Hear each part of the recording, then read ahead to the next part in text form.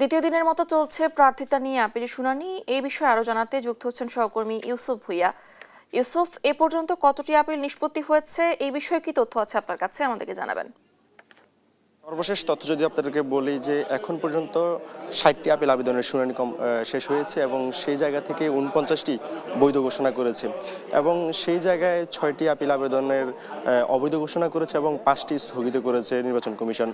এবং এখন পর্যন্ত কিন্তু আপিলের যেই শুনানির কার্যক্রম সেটি চলছে, আরও 1 ঘন্টা এই শুনানির কার্যক্রম চলবে এখন পর্যন্ত যে তথ্য রয়েছে আমাদের কাছে। এবং এখন পর্যন্ত প্রার্থীরা আসছেন এবং তারা তাদের যে অবস্থান সে অবস্থান জানাচ্ছে। দুই পক্ষে আসলে বলছিলাম যে দুই পক্ষে কিন্তু প্রার্থী যারা রয়েছে এবং রিটার্নিং কর্মকর্তার পক্ষ থেকে যারা রয়েছে তারা আসলে শুনানি কার্যক্রম করছে এবং এই শুনানিটি আসলে প্রধান নির্বাচন কমিশনার এএমএম নাসির উদ্দিনের নেতৃত্বে যে নির্বাচন কমিশনাররা রয়েছেন তারা আসলে পুরো জিনিসটি আসলে দুই পক্ষের জিনিসটি শুনছেন এবং শোনার পরবর্তী আসলে কি সমস্যা রয়েছে সেই সমস্যার উপর প্রেক্ষাপটের উপরে বিবেচনা করে আসলে বৈধ এবং অবৈধ ঘোষণা করছেন। এবং যেই আসনগুলোতে আসলে সমস্যা হচ্ছে এবং কিছু ত্রুটি রয়েছে এখন পর্যন্ত, সেই জায়গা থেকে তারা সেই আসনগুলোতে এখন পর্যন্ত মনোনয়ন বৈধ এবং অবৈধ কোনোটাই ঘোষণা করছেন না এবং সেই জায়গাতে তারা এখানে স্থগিত রেখেছেন। আপনি জানেন যে একটি সময়সীমা দেওয়া আছে যে আপিল নিষ্পত্তি, সেই আপিল নিষ্পত্তির যখন সময় হবে তখন আসলে তারা সিদ্ধান্ত জানিয়ে দিবে।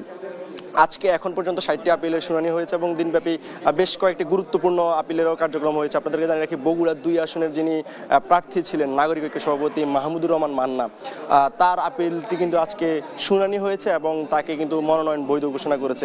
এবং মাহমুদুর রহমান এখানে এসেছিলেন এবং কথাও বলেছেন। মাহমুদুর রহমান বলেছিলেন যে তার আপিল আবেদন আসলে কী কারণে অবৈধ ঘোষণা করেছিল সেই ব্যাপারটি তিনি বারবারই জানিয়েছিলেন এবং তিনি এখানে বলেছিলেন যে তার উপর একটি চক্র বিরোধিতা করে তার উপর একটা মহবুক্রেসি ক্রিয়েট করার চেষ্টা করেছিলেন। তিনি আরও বেশ কয়েকটি অভিযোগ করেছেন প্রশাসনের বিরুদ্ধে, সেখানে যে তারা আসলে এই পুরো বিষয়টি যেভাবে বিবেচনা করার দরকার সেইভাবে তারা বিবেচনা করতে পারেননি, এই কারণে এই ঘটনাটি ঘটেছে। এবং তিনি বলেছেন যে নির্বাচন সে নির্বাচনে তার জায়গা থেকে এবং তাদের জায়গা থেকে তারা নির্বাচন করবেন এবং টোটাল হচ্ছে আইন শৃঙ্খলা বাহিনী নিয়ে তিনি বেশ কয়েকটি কথা বলেছেন সেখানে। তো আপিল কার্যক্রম চলছে, দিনব্যাপী আপিল কার্যক্রম এখন পর্যন্ত ৬০টি রয়েছে। আর কিছুক্ষণের মধ্যে এখন আর ৪০ মিনিটের মতো সময় রয়েছে। ৪০ মিনিটের মধ্যে আপিল কার্যক্রম শেষ হবে এবং পরবর্তীতে আসলে আমরা জানতে পারবো যে আসলে কতটি আপিল আবেদন আজকে যে ৭১ থেকে ১৪০ পর্যন্ত যে শুনানি, সেই শুনানিতে আসলে কয়টি আপিল আবেদন বৈধ এবং অবৈধ ঘোষণা হয়। তো এই ছিল নির্বাচন কমিশন থেকে সর্বশেষ পরিস্থিতি।